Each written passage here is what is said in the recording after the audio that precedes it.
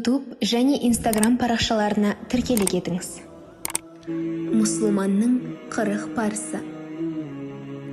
Иманда жетеу.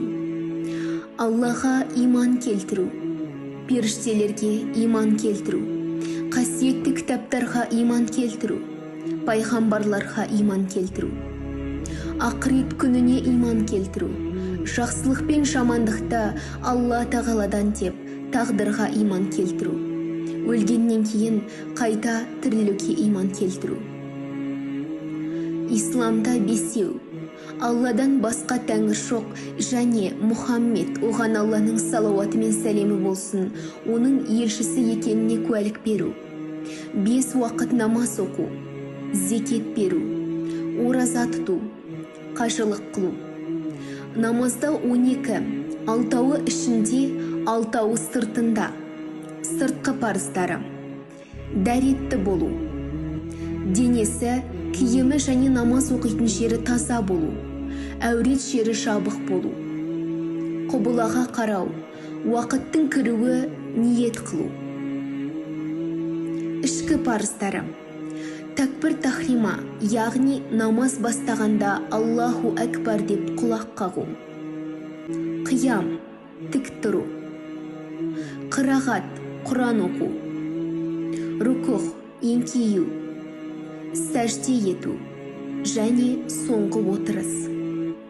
Дәретте 4-еу. Бетті жуу, қолды шынтақпен қоса жуу. Бастың 4-тен 1-не мәсіх тарту. Аяқты тобығымен қоса жуу. Таяммумда 4-еу. Ниет ету.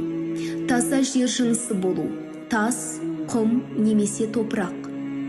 Бетті сипау. Қолды шынтақпен қоса сипау.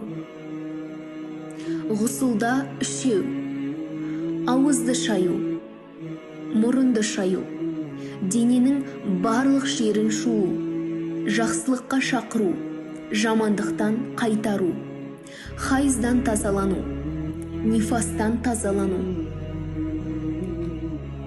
Ілім алу.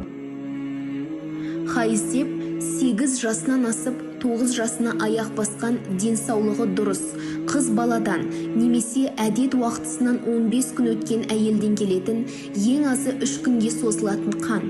Нифас дегеніміз әйел адамнан босанғаннан кейін келетін қан.